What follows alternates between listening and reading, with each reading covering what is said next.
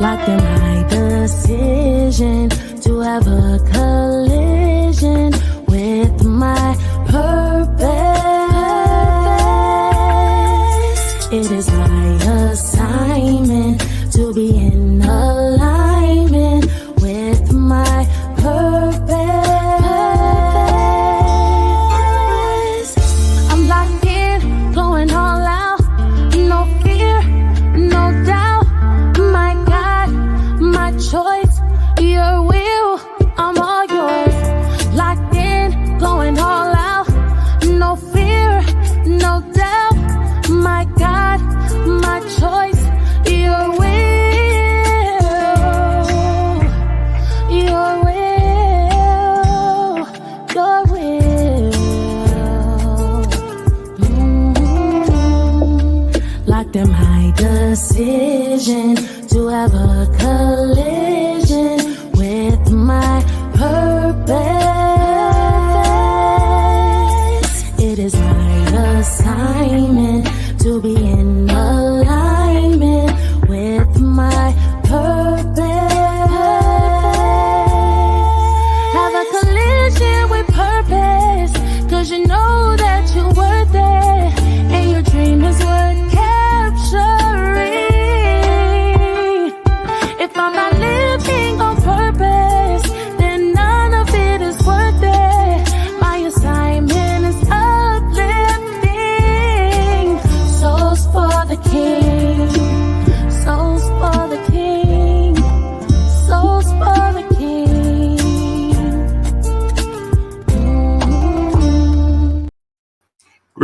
Greetings, friends of the A Collision with Purpose movement.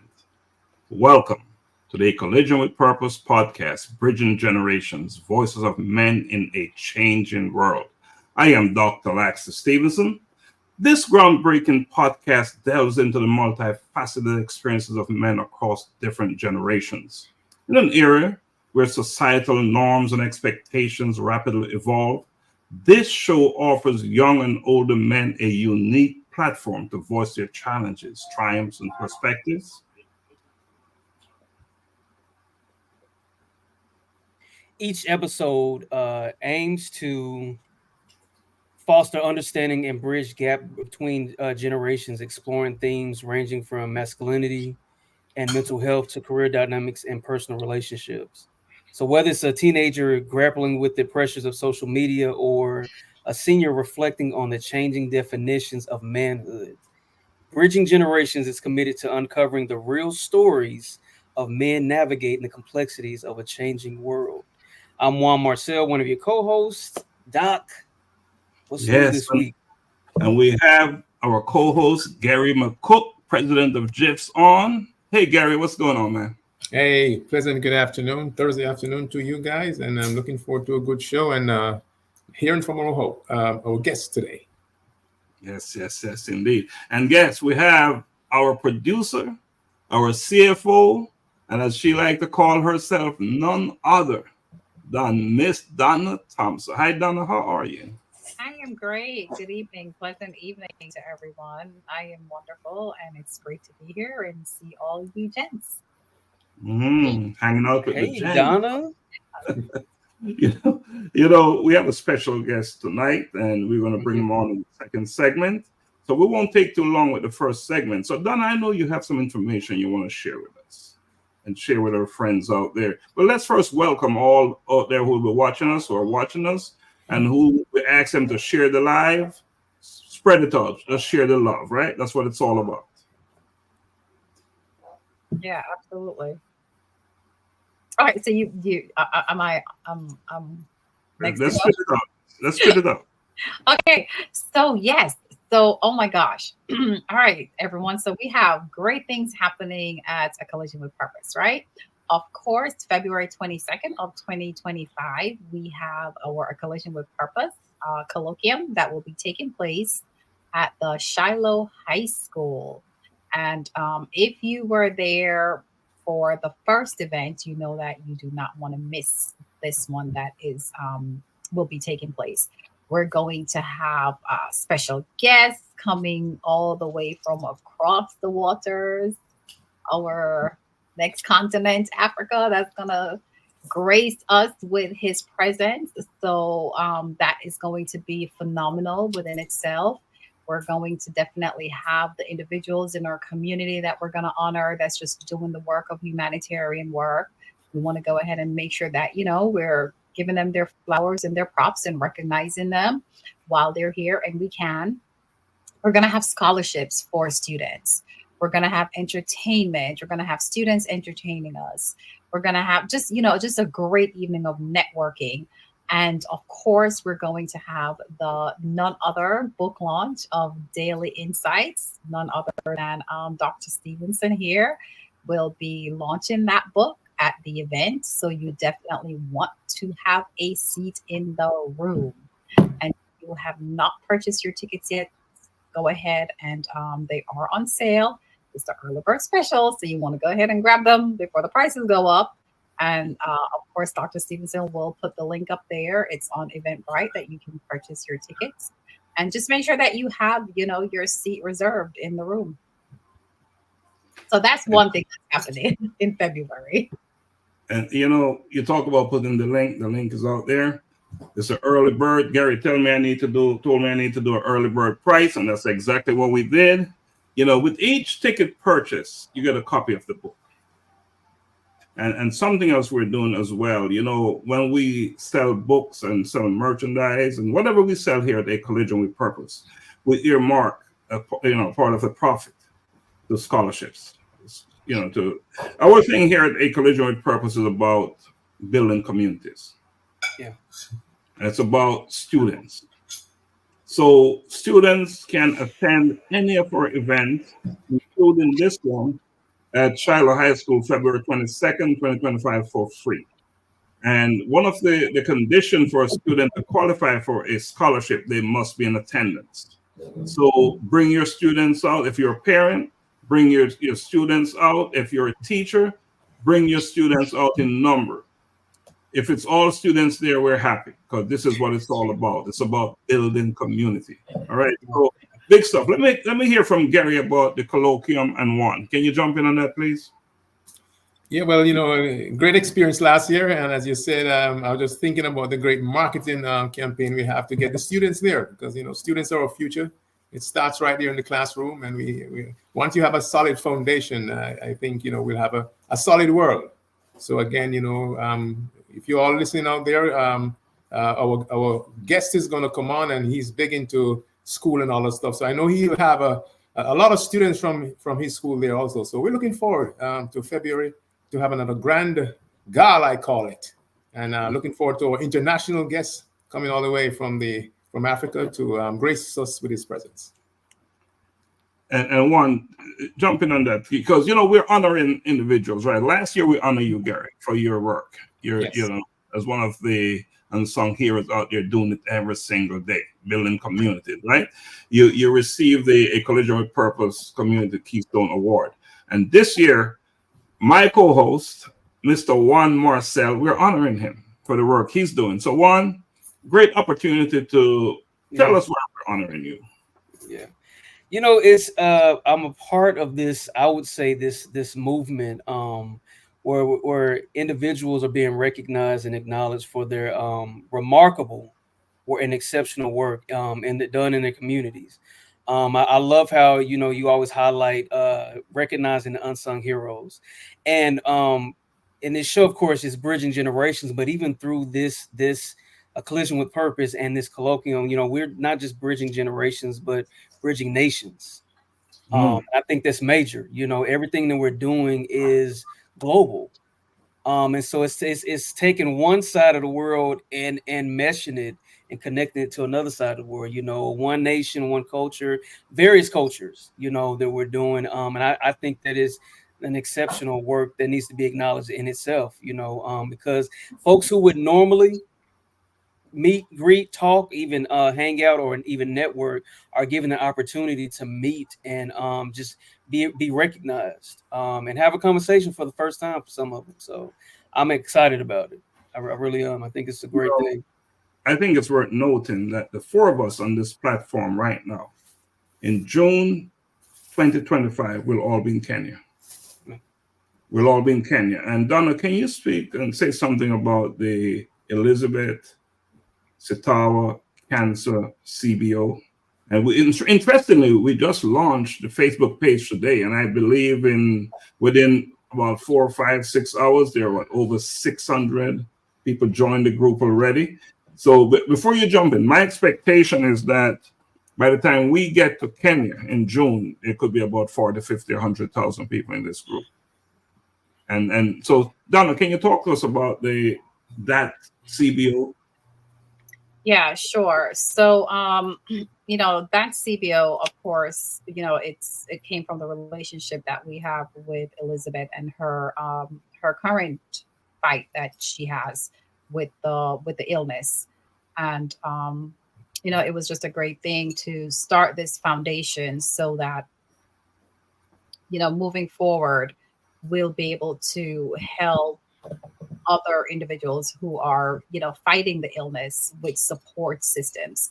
Join the Facebook group, but also, becoming a member of the CBO. It is a cost to be a member. It's a very minute cost, very low cost to be a member of the CBO.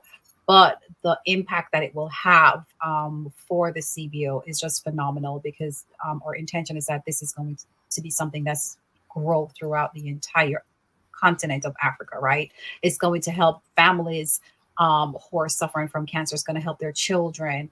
The intention is to end up building clinics, where we can support cancer patients, support their family, having workshops where we can teach individuals about nutrition, how to take care of themselves, having a place, a support group center for these individuals. So with your support and your contribution to the CBO, this is something where we will be able to fight the disease and support the individuals and their families who are fighting this disease, and know that, we appreciate it and we want you to come on board. And like always, we're always supporting the children and our communities and trying to uplift our communities. So great things is happening. We will be there in June of 2025, of course, where we will be doing some serious groundwork. So when we get there, we're going to have some fun, but I suspect that it's going to be a lot of work. And we're ready for it. We are absolutely ready for it. Yeah, we're built for it. We're built for it. And, this work is what we're called to do. And it's no accident that the Collegium with Purpose is front center in this work. Donna is a trustee patron of the foundation. I am as well. Juan is a director, and I know Gary, when he tells me yes, he'll be a director as well. As soon as he shared that with me, because we're looking for like-minded people who are willing to give what they don't have to support others. And that's what a Collegium with Purpose is all about. I know we have a guest, so I'm not going to keep him waiting, because his story is a story worth telling as well. So let's play a song, right? A video for another one of our products that we're offering, and then bring him on after it. Can we do that? And Juan, you'll do us the honor of bringing him on. All right? Absolutely. I'm a bold kid. I'm a bold kid. I'm a bold kid. I'm a bold kid. I wake up in the morning and I praise the Lord. I thank Him for His protection, and I walk in His steps, declaring that today's provision is set up for me. I love God and I love my friends. I'm a bold kid. I'm a bold kid. I'm a bold kid. I put on my armor and I read His word, blessing come out of my mouth, cause I know to whom I belong. I am bold for Christ, Holy Spirit dwelling within me, carrying His presence wherever He sends me. I'm a bold kid. I'm a bold kid. I'm a bold kid. I'm a bold kid. Loving others as He told me to pray, for healing, miracles to see, knowing my identity in Christ, He is in me. I am a bold kid, He loves me, standing firm on His word, proclaiming everything I heard, not afraid because He is with me. Be bold.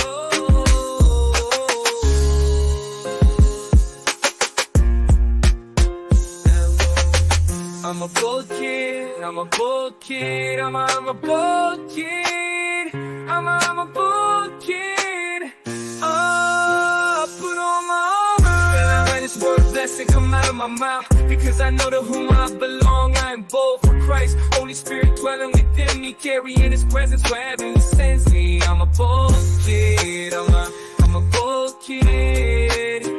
I'm a bold kid. I'm a bold kid. Right, that's something big about to go down. Gary, you're a bold kid? I'm a bold kid. Juan, you're a bold kid? Absolutely. We won't go into the bold kid business tonight, but look out, it's coming. It's one of the things that we do around here at A Collision with Purpose. So Juan, let's do us the honor of bringing on our special guest tonight. Yes, so to our listeners and viewers, we have the distinct honor of having this special guest that's was actually, born, raised, and spent his formative years in Jamaica. So he brings experience in education as well as the radio. His radio career began with sports reporting. So he's been doing his work, and so while attending the GC Foster College of PE and Sports in 1990 is when all of this began. In 91, Wayne Hall was awarded the Calden Finance Merchant Bank Teacher of the Year Award in Jamaica. So that's just awesome work he's already started some years ago. Currently, he is a special ed teacher in Gwinnett County Public Schools. So now he's local. So he's here with us. He was Teacher of the Year in 22 to 23. He has a Master's of Arts in Special Education with a focus on autism spectrum disorder. So he pretty much is passionate about serving in this field of autism, which we absolutely love and we need. And just to talk a bit about his accolades, he's hosted the Wayne Hall Show since 2012. It's based in Atlanta, Georgia. And check this out. He's received many accolades over the years. So here's the thing. He's received the Caribbean Association of Georgia twice. He's been presented with 4 House resolutions for his contributions to both education and his community via radio. And he is the 2024 recipient of the Captains of Industry Award for being a champion of his community. Now, I'll allow him to finish that story because he knows it much better than us. So without further ado, audience, listeners, viewers, please welcome our special guest, Mr. Wayne Hall. Let's give him. Drum roll, please.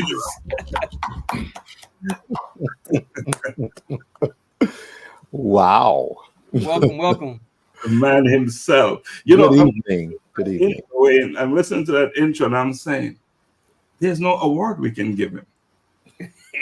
He's got it all already.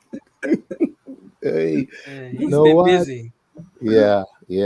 And I came across my graduation pictures from college and realized I had gotten 8 trophies there. So I've been winning for a long time. I've been getting awards. I said, "Whoa, that's awesome." I had a total of 8 awards at one graduation ceremony." Okay, it was good. That's inspirational. Yeah. Very inspirational. And Juan, you're an educator. You're in the education business. It must be so. To read the bio and his achievements and accomplishments, that should be quite inspiring for you, I think, right? Absolutely. Mm-hmm. I'm a very extremely passionate about education and just community development. So yeah. And I will say that when it's one thing, I got that in Jamaica, right? Mm-hmm. And you come into a system that's really different, and I talk about the level of delivery. I mean, we have some passionate teachers here in the U.S., here in Georgia, actually, too. And it's something I never thought I'd ever make it to. But you know what? You use a keyword, passionate. That passion will really drive you. And I feel good to know that I've done it across borders. Yeah. At home and here. So that's great. And when you talk about borders, take me back to Jamaica, early days. Just to set perspective. Let's travel over to St. Catherine, Jamaica, a place called Yorton, at the foot of Mount Diablo. Mount Rosser, as we say. And that's where I was born and raised. I went to the Yorton Basic School. The one we always forget the basic school, you know. But I remember my basic school. Went to Yorton Primary School. From Yorton Primary School to Charlemont High School.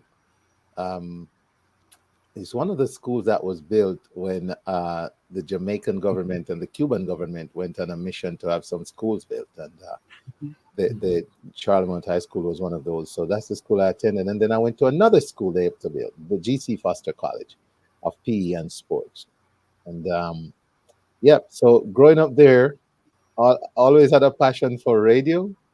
Will tell you I chat too much, and then, you know, chose teaching because I chose to teach in sports. PE teacher. That's how it started. I wanted to go down the sporting path. I also embarked on radio while at college, doing sports commentary. And I always tell folks, you've not seen my best radio skill unless you've seen me cover an event like a track and field event or a soccer match or something. That's where the real radio passion is, honestly. So yeah, that's the sum of it, you know. That's the sum of it. You know, we're a purpose show, right? We're all about purpose, and we're always keen to find out how do people have their collision with their purpose. And I know somewhere in this all, education and just being on the radio is your purpose. You're somewhere in there. And so what is it that prompted you and got you to that place? I tell you what, I grew up with parents who were Christian and very strict, and my dad is a big reason behind whatever I've become, honestly, because as soon as you get close to where you need to be figuring out your next move, he's on it. He had a principle where he said each of his children needed to learn a skill. All my sisters are dressmakers. They all can sew. I have a brother who's a tailor. I started the tailoring, didn't like it, so I did metal fabrication, so I can weld.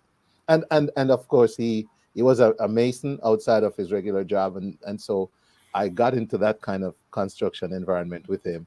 And I'm a pretty decent mason myself. I can lay you some bricks and CMU blocks, you know.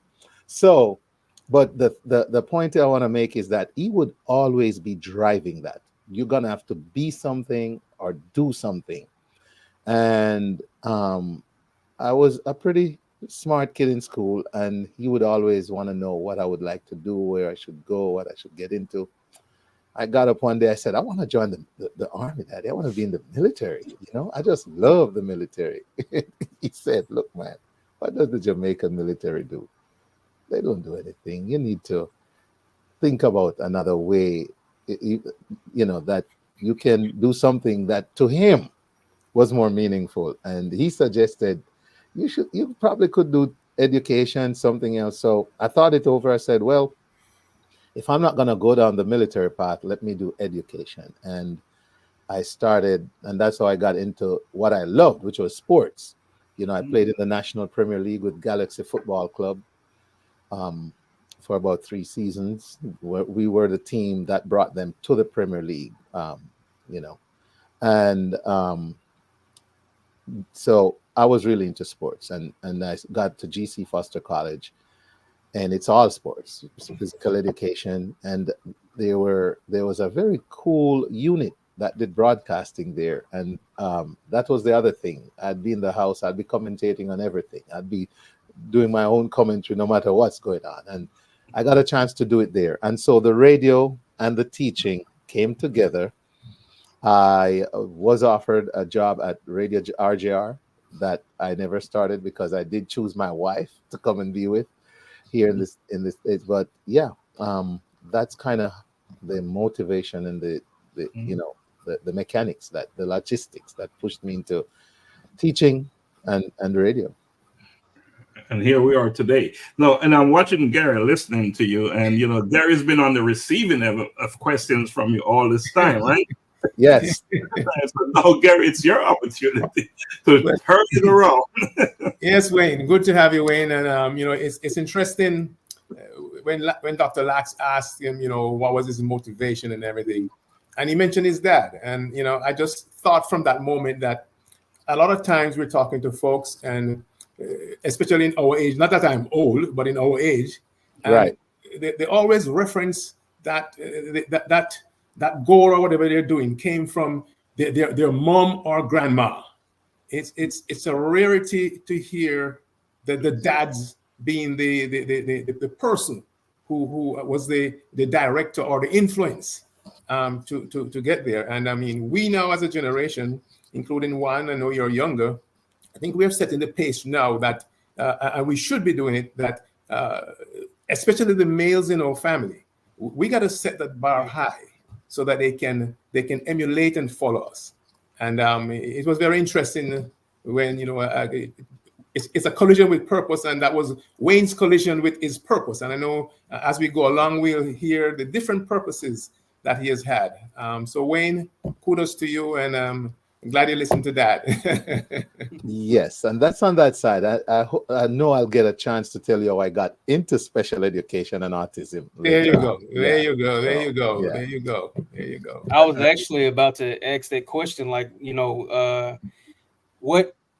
what motivated you to pursue a career in special education, especially with a focus, a concentration in autism in the States? Yes. So very interesting. I came to this country as a teacher and started teaching in Mount Vernon, New York, and didn't like it. The change was the culture shock in both. It was too much. And my biggest disappointment, though, was I was at a school where, you know, I was disappointed in the fact that the school was just not being accountable for the kids. In fact, I was subbing in a class and the kids would just laugh and say, "He must be from Jamaica. He's strict." And I was in one room one day and the teacher in the other room, and it was just commotion. And I went to the door to peek if someone was in there or not. And the teacher, now the majority of the students were African American. This teacher, a Caucasian teacher, sat there reading a book, and the kids were just, some were boxing with boxing gloves in the back, others were throwing. It was like a party going on. So I said to her, "What's going on? Is everything okay?" She said, "Oh, they're fine, and you'll get to see as soon as you fit into the system." And I remember coming home to my wife and saying, "I'm not going back to substitute." I was substitute teaching. I said, "I'm not going back there. I can't go somewhere and watch this. I'd rather go work in a regular factory for minimum wage." Those were my words. And I stopped. I did exactly that. I went to a factory and started working. it's and it was for minimum wage because that's not my area of specialty. And I figured my way out from there. But, let's fast forward to moving to Georgia from New York. And I worked in construction. Believe it or not, I was a regional manager for a company that did brick and mortar. As I said, again, going back to my dad being a mason. So I was able to help there with project management and stuff. And when the economy tanked and they were, making cuts and all that, and then another conflict came up over my wife's birthday, I pretty much told them, you know what, I got to work for people with feelings, because they pretty much didn't want me to be a part of my wife's 40th birthday. So I said, this is where the road will end then, And while out and about, I said, I'm looking at options. I also had the challenges that came with that job of my kids not seeing me a lot during the week. I would be in Tennessee, Florida, that, as a Southeast regional manager, I was all over the place. So I wanted to do something that kept me closer with my children. And also I wanted to see if I could get my foot back in education. So I looked at a job at schools in Georgia that I could go be a substitute teacher. And in doing so, I picked a school, believe it or not, that I said, let me go for 4 hours and see how I do with the special needs kids. And I went to sub at a school named Far Elementary for 4 hours. And it was life-changing. They loved me with the kids. The kids just connected with me. I connected with them. It was like a match made in heaven. So very quickly, the principal said, "No, we need you back." So they started telling me where all the opportunities were to sub in the school. And then they made me a long-term sub in that same room when one of the paraprofessionals was out. And then one of them left, and I was asked to be the paraprofessional in that classroom. And about halfway through the year, the teacher said she needed to move to another part of Georgia. And I said, "What?" I said, "Well, then maybe I should see about being the teacher in this classroom." And that's how I became the teacher in the classroom. I went through the interview process, did all the upgrading I needed, and since then went on to do a master's in special education. I then went to the University of West Florida for BC board certified behavior training. I am now a BCBA candidate as well. Someone is saying they love FAR. Thank you. And so I became the teacher in the room, and the rest is history. I'm still in that room, the very first room I subbed for 4 hours. I became the teacher in that room. So talk about a collision with purpose. There you Absolutely. go. Yeah. Clearly, you've had a few of those, right? Collision with your purpose. First, let me say thanks, Peter Gracie, for joining us, and Joy Raphael. She joined us all the way from Kenya, and it's very late in Kenya, right? Early morning over there. And thanks for joining us as well. And we ask that you share the live. We appreciate you joining us, and just do what you do out there, and just continue the word and just spread the word, because this is all about building communities. That's what we do here, and the Collision with Purpose. And that's the conversation we're having with Mr. Wayne Hall. But I had a conversation with someone today. I was talking to a friend, someone not as old as I am. And Gary, I know you don't like to use the word old, but 10 grandchildren. And she said some of them have challenges. What you're talking about, Wayne. Wow. So that's and I know it's a big problem. It's widespread, isn't it? Yes. 1 in 68 children are diagnosed with autism every year. 1 in 36. I'm sorry. It used to be 1 in 68 when I started out, but we realized it's 1 in 36 now, which means there's a lot of they've really come out with identifying very early, with Babies Can't Wait, the Babies Can't Wait program. So yeah, the numbers seem to be going up because they're better at diagnosing now and identifying these children, so the intervention can begin earlier. So it does look like there are a lot more of autistic members of our society than we would have thought, say 10 years ago, for sure. Well, is it that they were there and we didn't know 10 years ago because of better? I think we're doing a better job at finding them early. And also the statistics from the different offices, medical offices and institutions that provide these services. The gathering of the stats is better with the help of technology, and just finding these kids with the programs like Babies Can't Wait. So I don't know if I want to say that we didn't know. I just feel like we've done a better job of saying, yes, here they are. Let's start getting them. Let's account for them statistically, and also let's get the intervention going as soon as we can for them. Because 7 out of 10 is big, right? Big stuff there in one family. It's huge. Oh yeah, and there are lots of families that have, say, 5 kids, 3 are autistic. Some have 2 kids, both are autistic. Some have 4, and all of them are autistic. It's a spectrum disorder, so you could find different levels within the 7 out of 10 you're mentioning. You could find a high functioning one that you would probably not even know if someone didn't say they are, and then you'll have one that might not be vocal, not speaking, maybe using a communication device, and you'll find a middle ground, one that like almost like select mute, just speak only on command, or might just echo what you say and stuff like that. So it's a spectrum, and with different levels of severity. It's interesting you mentioned level, Wayne. I was going to ask that question, in terms of level, because I'm a real estate broker also. And years ago, I had this family that moved from New York, and they have two of the most handsome kids, twin boys. And it was so heart-wrenching to see both of them. Both of them were autistic, and the parents would say they would do everything. They would take them to Disney because they heard about all this stuff. They're going to see Mickey, and they say, hey, and they couldn't speak. There was no communication. Right. And when you talk about level, they had elder siblings that had to be holding on to their hands. Yes. Because they're a flight risk.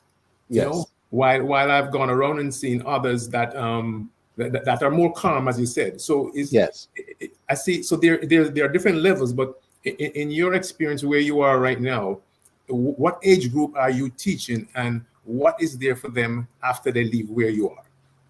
All right. So I'm at an elementary school where I serve kids up to like 10 years old, grades 3 to 5. So I get the bigger kids in the elementary school, right? So age 7, 8 to 10, 11ish, before they go to middle school. In private therapy, as a registered behavior technician, I've worked with high school kids as well, up to high school.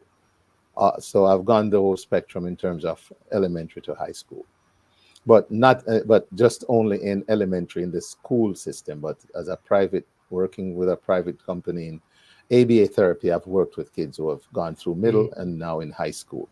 I have clients in high school. So, and to your point there, Mr. McCook, you have like in Georgia, we'll say level 1 autism, level 2, level 3. We have moderate, moderate intellectual disability. So we use those descriptions to kind of tell you, our classifications, to kind of give you an idea of who you might be dealing with. But trust me if I tell you that if I bring you a kid and say, don't let him go, no matter what, don't let him go. And then I'll have a kid and I'll say, no, he'll stay, he'll be fine. Just tell him what you want. Just tell him if you want him to stand here or sit over here. And they'll both be in a level 1 classification. Yep. So are there any strategies or philosophies that guide your work in the classroom? Any we do have strategies or we do have best practices that we follow as special education teachers, and a lot of it aligns with applied behavior analysis, ABA. Like in my room at school, I share with parents that we use certain behavior strategies, including what we call a 3-step prompt, which is, I tell you what to do, and if you don't do it, I'll show you what to do. And if you don't do it, then I'm doing it with you.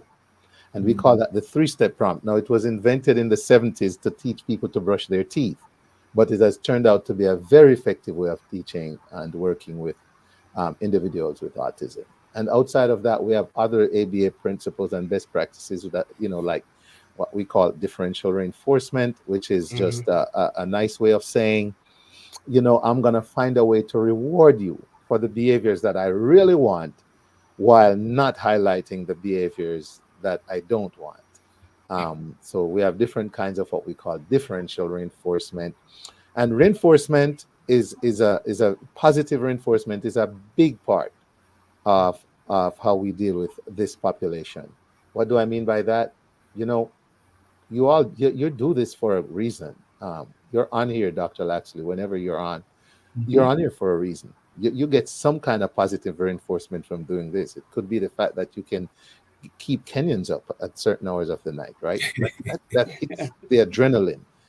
Mr. McCook does GIFs because he's committed to his culture from home and bridging it with the community here. And like I'm talking to Doxology Band on my radio show last night, and I'm sure So McCook would be proud to know what he's learn what he's done with for a band like that. That's your reinforcement. That's what drives it. That's what makes you want to do it the next time. Well, how can we get a kid who's not really doing the stuff we want him to do because of the impact of his disability? Well, it's reinforcement, positive reinforcement. So some people will use candy. Some people will do a high five. For some people, it's a hug or just acting crazy happy when they do something. So, positive reinforcement is a big part. And then it gets a whole lot more complex when you get into the whole behavior analysis part of it, with all the different strategies that can be used. But in a nutshell, it's the 3-step behavior and the differential reinforcement that you'll see a lot in an autism classroom at this age level. Yeah, before we go to break, Rain, I have a quick question for you. I'm often asked this question: how do you juggle so many things, right? And you do them all so well. So, with your many competing interests, right? You're a teacher, special ed, you are a MC, you are a speaker, you are on the Wayne Hall show. What is it that you're not doing? How do you manage all these different competing? I tell you what, everything you just mentioned, I consider a gift. A gift. They're easy. I hate to say it. I'm sorry if you're a special ed teacher, you can relate though that for some of us it's actually a calling. And a neighboring teacher called me to assist with a kid going to the bathroom that was giving her a little difficulty. She's a paraprofessional in a neighboring classroom, and she told me all the challenges, and I got in there and I said, okay, I'll intervene, I'll help. And I got the kid, we went to the bathroom, he used it better than ever. We were walking back, he said, my goodness, you're the whisperer. You made this look way too easy. So I honestly attribute it to talent. The hosting, the emceeing part, one-on-one with me, like in my family setting and my email friends, I'm a nutcase. For somebody who's doing so many serious things and having all these good comments, I just let go and have great humor and fun, and that's all I do when I host an event. I bring that side of my personality to the fore. And again, it's a God-given talent. He's blessed me with the ability to be quick with words and to use my surrounding in a way in an organic way to generate fun and humor for the folks having the event, And so I get a booking, I put it on the calendar, and I get myself ready. I have a wedding coming up that I'm going to be the DJ and the MC, and it won't be the first. I've done it about 5 or 6 times, and they become repeat. Every party after that, they want me, the anniversary. So I must have done well. So I say they're talents. I enjoy doing every one of them. And they align with my family goals, because when it really comes to when I'm not doing all of that, and the reason I don't do more of any of that is that in the middle of all of that is family. And so if I'm going to be gone all weekend, then by all means, there's going to be a makeup way somehow with the family in between all that, me and my girls and First Lady Michelle. So, that's how I do that. Yeah. I like that.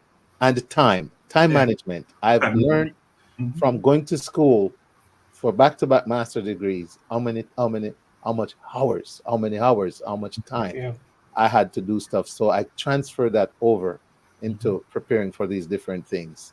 Right. That I needed to. And I ask you that for a reason, because I'm often asked that question, and I know Donna has asked that question, I know Gary received the question on one, because we're all busy doing so many things.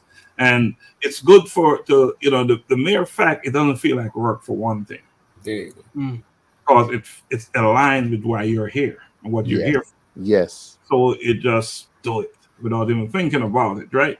So let's take a quick break. We're going to take an on-screen break. And Wayne, you have not seen this clip I'm going to play, but I want you to pay attention to it a bit, because we'll talk about it when we come back, all right?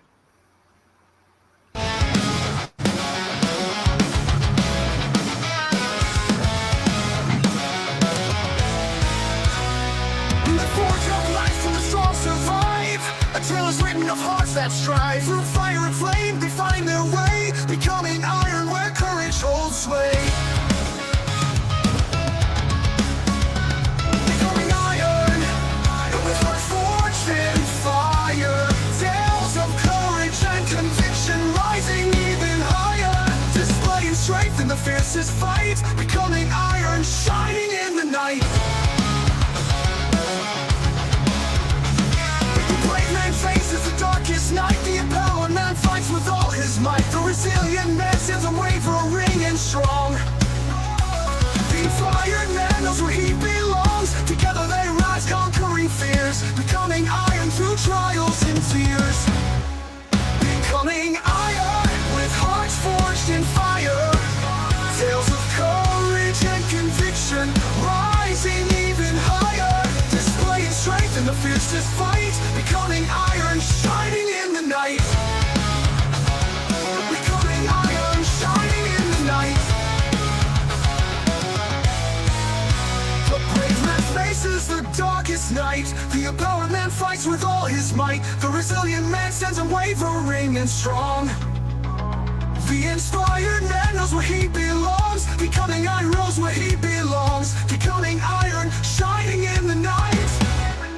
Becoming iron with hearts forged in fire. Tales of courage and conviction, rising even higher. Displaying strength in the fiercest fight. Men becoming iron, shining in the night.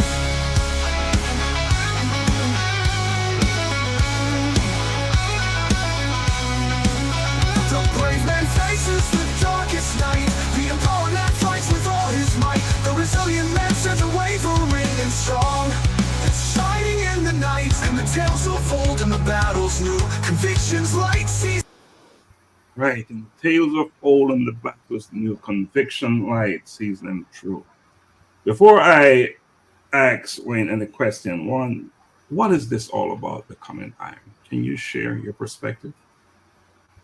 Absolutely. I think becoming iron is pretty much just talking through and recognizing the journey it takes for us to, I would say, develop their wherewithal, their stick-to-itness, our ability and our perspective on how to stick it through when we are faced with challenges, and how we rise above, So I think it's just about talking about, our strengths, our perseverance, our grit, more specifically.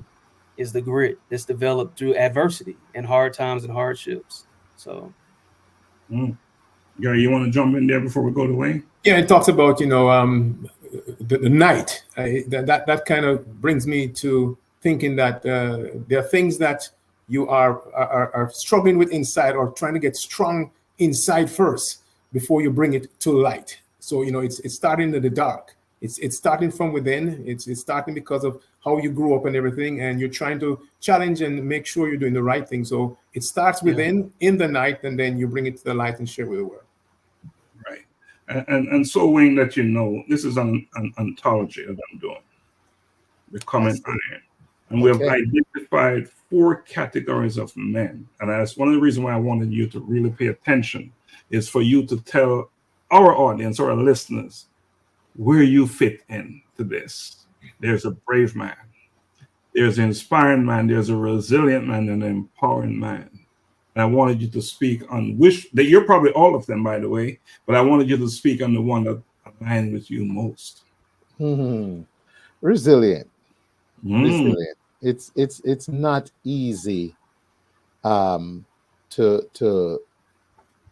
rise to a level and maintain it. You have to be able to take a lot of things and not take them personally. You're going to be you, and you're going to let someone realize if something probably could have been done better, but at the same time, when you walk away from that situation, it's not affecting what you do to someone else. And being able to take setbacks, being able to use unideal circumstances and just make great of them, that kind of resilience, I think, resonates well with me. To get up and go face autism, though, sometimes borders on bravery. But it's the going back tomorrow to tackle it again. That resilience is where Yeah. I still think, yeah. And that's why I say you probably, there are elements of all of them that tie in, but the one that stands out the most is why we specified that. And Juan, are you a resilient man as well? Absolutely. Absolutely. Is that a thing about teaching? Does that have something to do with? Honestly, I'll say this real quick. A close friend of mine passed a few weeks ago, but at her service, doing the eulogy, the pastor said this. He said he was talking because she was an educator. We're educators, and so he said he knew he was talking to a bunch of educators, and he said I'm sure that a lot of times we think education or to educate means to pour in or to put in. He said, but the original definition and meaning means to draw out. And so I think being an educator, it takes that resilience, that grit, like he said, I like how Wayne said, just to make the best or to make great out of an unideal situation. So you're going with that in mind and helping to draw that strength and those gifts and talents and realization out of these students. So when they're faced with certain similar challenges or different, that they're able to make great out of it, so I think it does take some resilience, just to make the decision to get up and be. I think even through education, we're still telling our story and being an example. So I absolutely think so. I agree. Let's hear from Gary. Gary, which one timed you? It looks like the resilience is what is is the topic. I mean, I have never been a one to go with the status quo. Because I just think you just accept everything that is told of you. Now, I always tell people I take the Martin Luther King approach, though, in nonviolence in getting what I want. But if you sit back and just go with what the person says, I remember giving an example about working and getting my degree, and my supervisor had to sign off on my course, and psychology was a course that I needed to sign off on, and he shut it down. And I had to go to the HR and say, HR, this is a core course for my degree. And they overrided him. And I thought about all the other people before me who would have just taken what they were told, and they would have to go pay for this course. And I was making sure that this company was going to pay for every course that I did, and they paid based on if you got an A, B, or C. So that is in me to not give up. I function better under stress. If it's too easy, it's not going to work. So I like that challenge and that resilience. It gives me that power to say yes. And when I look back and say yes, I have achieved or I have accomplished it. There's that self-satisfaction in that. Wow. So let me say this, right? Within the pages of this book, of course, the book is not there yet, you will discover the tales of the brave man. And that is who I believe I am. Face the darkest night and walk through the fire and show up tomorrow. Then there's an empowered man who fights with all his might. And the resilient man, which all three of you are, stands unwavering and strong. And the inspired man is that man that knows where he's belong. He's full of confidence. No matter what, you can't stop him. You can't touch him, even if he's wrong. I like that one too. Well, you're at a disadvantage because this thing went by so fast, right? I know. This thing went, and that's why I wanted to clarify that. So these characters that we're describing are real life examples of men today, men that we know, right? And again, our business here, this book will be the template for how men should be when it's all said and done. So, of course, Wayne, if this is all by invitation, this is not an anthology that you just say, I'm going to be a part of. It's by invitation, but I will extend that invitation to you and I'll share more. So you tell your story of courage and conviction. And I want to say that this book is also a tribute to the fathers, sons, brothers, and friends who embodied the true spirit of manhood. Becoming Iron is a testament to every man's extraordinary potential to rise above challenges, right? Stay true to their conviction and emerge more vital than ever, just as you did, Wayne. with all the challenges that you went through, Gary, all the challenges that you've been through. It's a wellspring of inspiration and empowers you to live courageously with conviction and, Absolutely. and to extend beyond all expectations. So that's what Becoming Iron is all about. And I wanted to share that with you and with our audience, because I believe that we're establishing the template for how men in our community, at least, should be. That's the take. I agree. Yeah. So Sure. again, you're watching Bridging Generation, Voices of Men in a Changing World. And are we living in a changing world? Oh yes, Mm. absolutely. Major. Every day. Major. Wayne, can you talk to me about a changing world and how is that impacting your students and as a parent? You know, there's so many different angles to turn with that in terms of, you know, you said impacting students and you said men? Well, people in general, but People in specifically general? Okay. younger generation. And you as a parent, how is that making your role more challenging, this changing world that we live in? It's, is there an easy way to even say this? There's so much to it, but let's start with technology. Mhm. Let's start with Mhm. technology. Just think about 20 years ago, what kind of technological assets we had compared to today. And think about how you could just turn off a television and that would be it for a kid. They go to sleep. Now you got all these channels and apps and stuff and the internet, and things are available at their disposal. A kid can have a device, and then we feel so strained by society in a lot of ways to accessorize our kids. They go to school, all their friends have a cell phone, all their friends have a tablet, so we're going to give them one too. And so then they're exposed to stuff that before one click of a switch, and it wouldn't be a problem. Now, no, they're exposed to all these things. You are parenting in competition with all kinds of apps and social media platforms, right? And so that's the technological side of it. Then there's the legislative side. We have a consequential election coming up in a month where we're hearing about a certain project. And I don't know the extent to which we go into politics on this platform, but that's gonna be changed.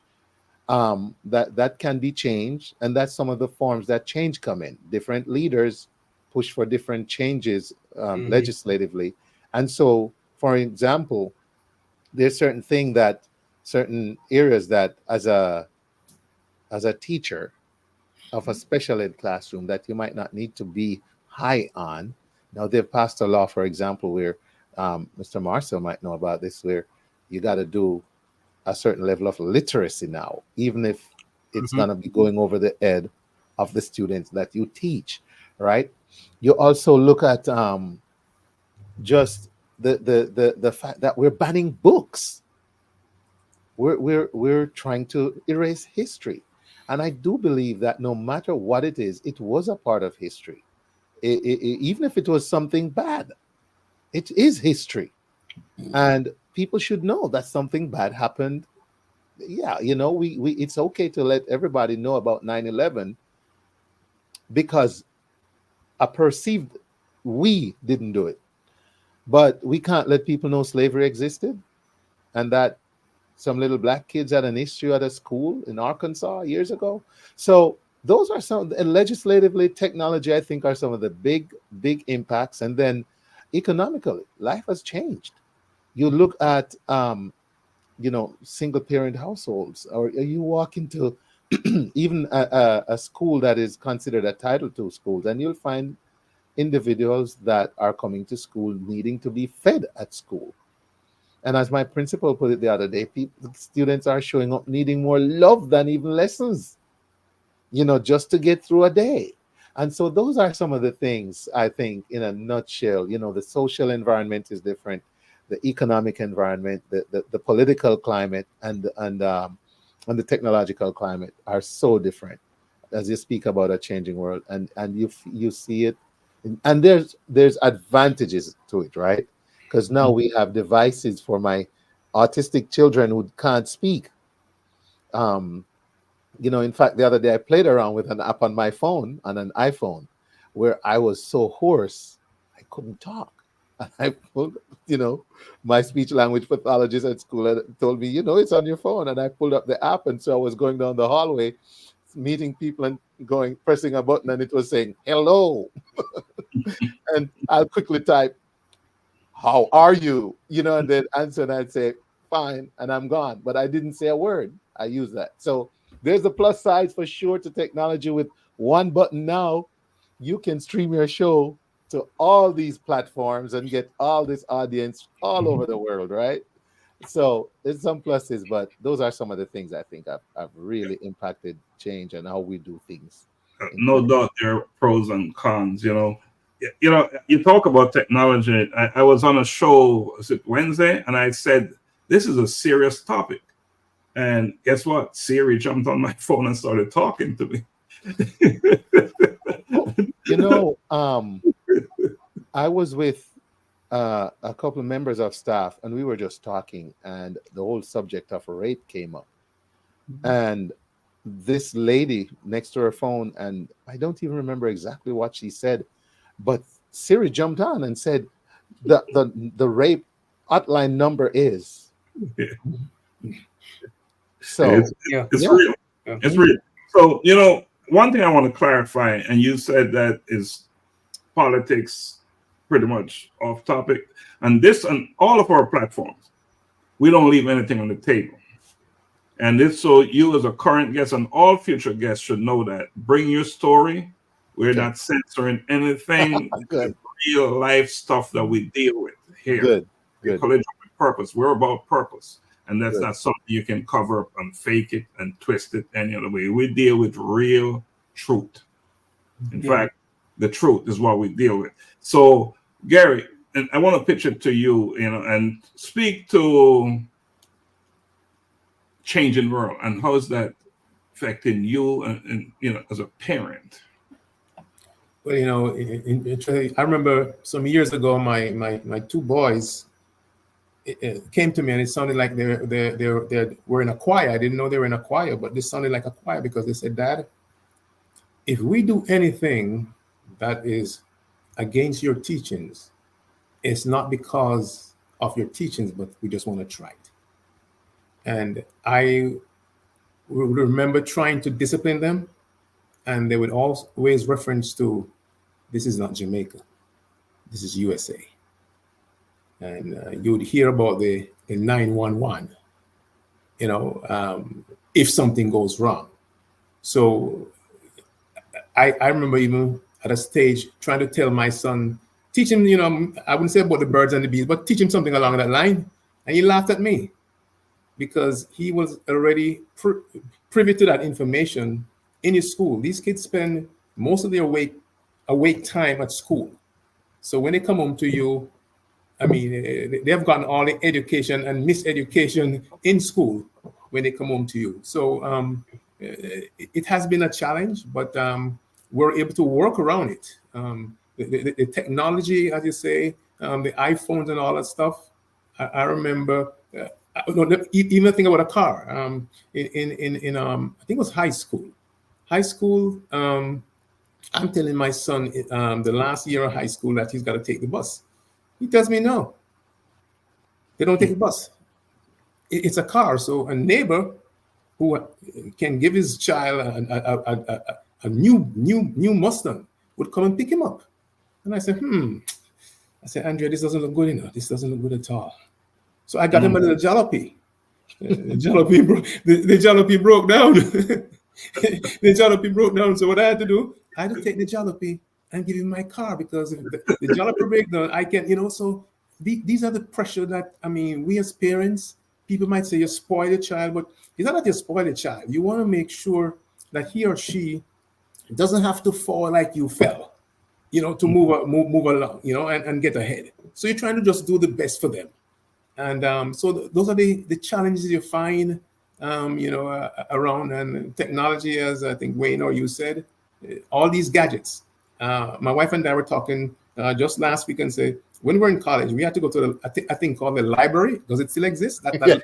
place with books I and still everything. go there. Yeah, okay. So back in the day, let me talk. Back in the day, there was a thing called a library that you'd go and you'd photocopy things and all that stuff, and Yes.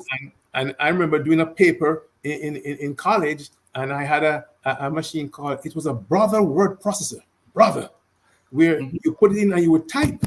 So it's bing, bing, bing, one key, and don't you make an error and spell something wrong, right? For you to go back and change it, there's a little thing like a whiteout you had to try and Yes. put in there. You know what I'm talking about, Wayne? Yes. Yeah. And That's how you made teaching materials back. Yes. Back. Yeah. Yeah. And then when you look at it now, it doesn't look good. So for you to present it to your professor, but that was it. So we were just comparing back then. Now they just voice something or put in something. It comes in, you edit it, you give the person credit for it, and boom, you're done. So I mean, there can be change with chaos, and there can be change without chaos. Yeah. So the change without chaos is a movement forward, which is what we have to embrace. Yeah, so there's a distinction between chaos and chaotic, right? Chaotic is organized chaos, and it's chaotic as opposed to chaotic organized chaos. So, but Gary, there's something I want to touch on. So this library thing, right? I went to, my grandparents, so 5-year-old. So I went with him to the library, and it was the most amazing experience, a physical, real library. I encourage all parents out there to go to these libraries. They still exist, and they are amazing. Absolutely. I was shocked. I was blown away. I went there. These libraries are just amazing that they build in these counties and cities. To use your local libraries. They work. They're very effective. So Wayne, there's a question for you on the screen there. With such a high rate of autism in our country, do you see a concern on how these children who will one day become adults function in society? Yes, definitely a concern, and something I've thought through to the extent that somewhere in the back of my mind, which probably drove my decision to try and become a board certified behavior analyst, that there's this big population, 1 in 36, they're going to grow up. Some will fit into society in a good way, the higher functioning ones. The rest might still need housing of sorts, and institutions that they can thrive in, not just survive in, but thrive in. And it has to be a concern, because a lot of one of the major, if not the major goal working with anyone with autism, is to get them as independent as they can be, and to be as functional as they can be in society. And sometimes, the high school, they don't leave the public school system until the age of 22. There's vocational programs and stuff to give them that emerging skill into society in general. However, if you think about a severely autistic person who might never speak, who might just not have what we call the motor skills, which,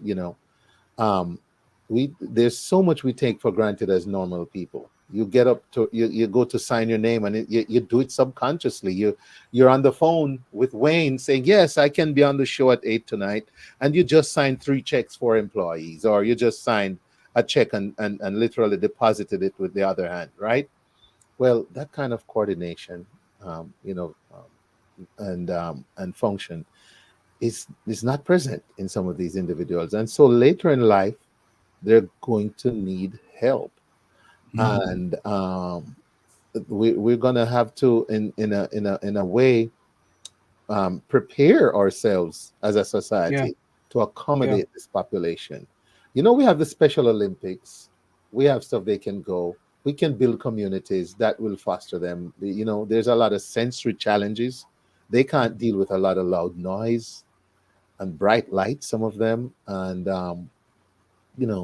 certain textures and stuff. So Yeah. they would need a certain kind of environment in which to thrive. And so I feel like down the road, to answer that question, I'm sure it's definitely something that's being looked at higher levels than our pay grade, that society will need to make the right accommodations for these individuals as they get older. Donald, thank you for that question. And Wayne, thank you for addressing it. A very powerful question, and it's a real issue, as you pointed out. Real something will pose a challenge. So hopefully there will be some solutions out there or some conditions that will address the situation much better. We're running out of time, and Wayne, what I'm going to do, I'm going to invite you to come back so we can have a dedicated show about active parenting, because we didn't get to cover that much today. So I'll invite you to come back on for that. Yeah. But what I want to present to you, gentlemen, is, do we know who we are? Do we know ourselves? When you look in the mirror, what do you see?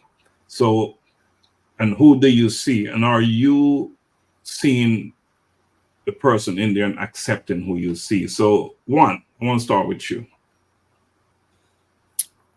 To answer that question, simply, yes.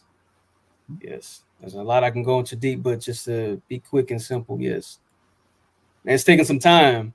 Even I think as time goes on, we're still evolving. But for the most part, yes. Okay. So, Mr. McCook? I would say yes.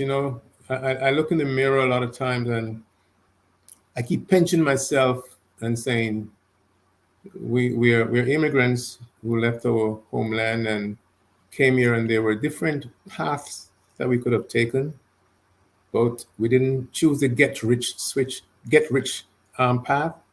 We buckled down and used what we learned in Jamaica, to work for what you achieve and get it when it's there. And I look in the mirror sometimes and I pinch myself and see where I am. And I think I'm where I need to be.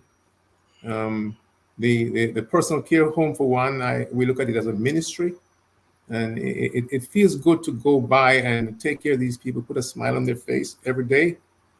So I feel I'm happy with where I am. I say sometimes to my other half that, this may sound funny, but God is always good, and He has a plan for us. And if tomorrow He should say, "Hey, knock, knock, hey, come on home," I think I've accomplished a whole lot, and I'm proud of me, where I am. So yes. Awesome. Mr. Hall? A question that is a whole lot harder than it sounds, because thank you. Yeah, because you know what? When I look in the mirror, I see work in progress. Yes, I see work in progress. And the reason I say that is I have the accolades, man. I need to build some real estate to put trophies and all that. Mm-hmm. But I'll find myself, like I'll tell the teachers at school, yes, I've been teacher of the year, but if I could just be the teacher of the moment, if I could just make that right decision right there, right then, every time, boy, I would be great. But we're humans, right? So I see work in progress, but I feel like I know who I am in terms of what I want my legacy to be, what I want the world to know about Wayne All when he's gone. And so I know I pray for health and strength, because I also am aware of the path I'd like to take with the gifts, the talents, and the training that I've gotten. And I'm happy with who I see in the mirror. Awesome. So I asked that question for a reason, and I'm going to play a quick video before we get out of here, and then we'll come back and do closing arguments, because I look in the mirror and I see work in progress. That's what I see. So this video is going to challenge some of your assumptions about, because I call it the mirror of truth, or the truth mirror. And often we don't look in the mirror that we should be looking in. We look in the mirror that we create. So I'm going to play that a quick video. Just bear with me, all right? Okay. To the morning Greetings, friends of the Ecologian with Purpose movement. Welcome to Daily Insights Unveiled, where we embark on a shared journey to uncover deeper truths about ourselves and our purpose. I am Dr. Laxley Stephenson, and I'm here to guide you on this path of self-discovery. Today, let's talk about turning truth into action. In our last conversation, we delved into the mirror of truth, a powerful tool that reveals our true essence. Today, let us take another step. And as always, let me begin by asking you a question. What did you discover when you faced that mirror? Did you witness your potential, your strength, and your resilience? Or did you encounter shadows of fear, doubt, and unmet expectations? Remember, the mirror of truth doesn't define us. It merely shows us where we have opportunity for growth. What truly matters is not the reflection itself, but the actions we take based on the revelations. When I stood before that mirror, it was a moment of reckoning. I was forced to confront the parts of myself I had long neglected, my vulnerabilities, and my unspoken dreams. I came to understand that the truth, though often uncomfortable, is also liberating. The real power lies in our response. Now, here's a question for you. What will you do about it? Do you intend to embrace the vulnerability that once felt like weakness and turn it into a source of strength? Will you chase the dreams you've hidden away, knowing that failure is just another step towards growth? Most importantly, will you extend the same grace to yourself that you so freely offer others? Now, the question is, what will I do about it? I intend to embrace the vulnerability that once felt like weakness and turn it into a source of strength. I will chase the dreams I've hidden away, knowing that failure is just another step toward growth. But most importantly, I will extend the same grace to myself that I so freely offer others. Now, let me turn it to you. Now it is your turn. What did you see in the mirror of truth, and what will you do about it? Will you let it be a window into your true self, or an excuse to remain the same? Remember, the power is in your hands. The mirror may not lie, but you have the power to shape your truth. Until next time, Daily Insights Unveiled. Thank you and blessings always. So there is my So often it's a deeper question, as Wayne said. Very deep. It's a deeper question. And it's something I've been working with. And Donna and I were having a conversation, and I said, Donna, I'm calling it the mirror, the truth mirror. Because that mirror is, if you take the veil off, can tell you something, can make you better. You will not see who you want to be, the person you're seeing there is not where you want to be. But if you receive it well and respond as opposed to react to it, then you'll be better for it, right? That's the essence of it all right there. So anyway, that's that. That is that.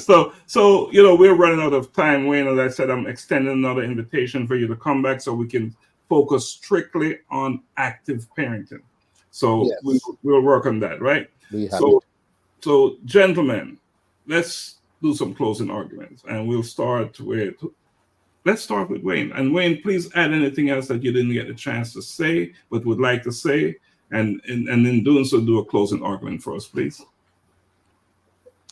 Closing argument. Let me just say that's very deep what you just shared. It kind of, like I said, it sums up to a large extent work in progress. Yeah. We have all achieved in one way or another. and will continue to achieve. We also do what I say earlier for reinforcement. One way or the other, we are encouraged, even if it's just for the paycheck, to do what we do, and to find yourself in your purpose, to be doing something that you really enjoy, is a blessing. I would like to say that in closing, that term, that reference to vulnerability, I've learned that, yielding is strength. Popular Japanese term, yielding is strength. And there's a time sometimes when that's what we need to do instead of trying to muscle our way through life and everything. Yield, pause. Like you say, don't just react, respond. And sometimes it means not doing it right now, leaving it for a little bit. And so I want to thank you for having me on here. I look forward to returning to go into some other areas, being a platform for men. Kudos to you and your team for that. And let's just continue to thrive, strive, and deliver in our purpose. Awesome. Thank you, Wayne. Thank you so much, Gary. Well, again, it was a great conversation. I look at these things as conversations where we try and impart what is in us or our experience, and that's the only way we could grow. It's a matter of growth. It's a platform that is we are unselfish human beings. We're not just taking things within and just using it for our purpose. We're sharing it with others so others can also benefit. So great platform. It's good to have us as men, as leaders and future leaders in our community to set an example. To set an example and show that we can exist and coexist. And we're all in this thing for a common goal, giving back. I think all of us here, we give back. We find fun in that, giving back to society. So again, kudos to you, Dr. Lax, for your leadership, and Mr. Wayne Hall from the Wayne Hall Show. Continue doing what you're doing out there, brother. And Juan, same to you. Thank you. Thank you. Thank you, Gary. Sir Juan? I would close with this simply, and in the lines of you talking about the mirror reflection. The truth mirror is for us all, even our viewers, our listeners, to take the time to reflect, to reevaluate, to recenter in order to decide where you want to be and who you want to be, because you do have the power of choice. You have that power. And I always say this: you already are what you're fighting to become. It's already in you. So take the time to really reconnect with it, because I can guarantee you somebody is waiting on your arrival. So tap in. I like that. Tap in. Thank you, Juan. Thank you, Gary. You guys are regulars, right? So I won't address you. But Mr. Wayne Hall, I really appreciate you coming on today, and for you to dig into your wealth of knowledge and sharing it. You have so much to offer. And as I said earlier, we'd love to have you back on so we can have a focused conversation about active parenting, because I think that's what it's all about. Yes. At the end of the day. So I really and truly appreciate you for accepting the invitation and for showing up and for staying on as long as you've done. Now, to the general audience listening, there's something about listening when you're listening. And the question is, are you listening to respond, or are you listening to learn and grow? So I just want to leave that with you. Also, there's also something about giving. And we at the Collision with Purpose, we're not in this for ourselves. When you say, what do we get from it? What kind of gratification? We are in this because we know that we're more than capable. We have what we need to make a difference, and it is our obligation, it's our responsibility. Therefore, we are all like-minded people. We're on this platform, and that's what we do. So what does it take to give back something? to just a little act of kindness. Yeah. You don't have to have more than the person you're giving it to, right? I don't have to have more than Gary to give to show him some love and care. What is Gary requiring at the time is what I give him, right? Gary may just need a good word, a comforting word. So if you're out there listening, look around you, look close to you. As a matter of fact, quite often we find ourselves reaching out to help people far, but yet there are individuals within our circle who are in need of some type of love, some type of support. Pay attention to that. And just know that one small act of kindness can have a ripple effect, can go a long way to make a difference in the lives of others. So as we depart tonight, keep that as your focus.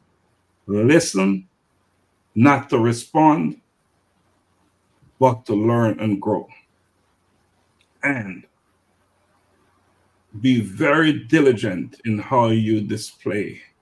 Be committed to showing love and kindness to your neighbors, to your friends, and members of your family, and to yourself. There's such a thing as self-compassion that you heard it in the video, right?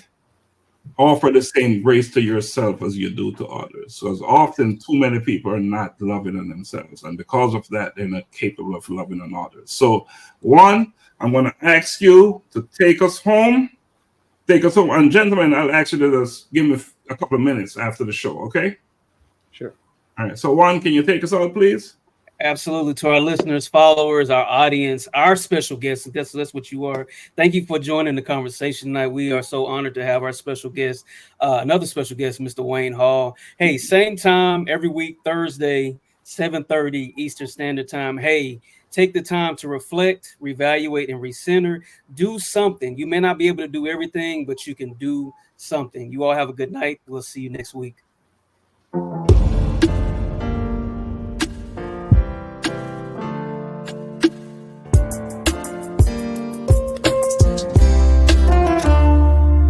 Like in my decision to have a collision with my purpose. It is my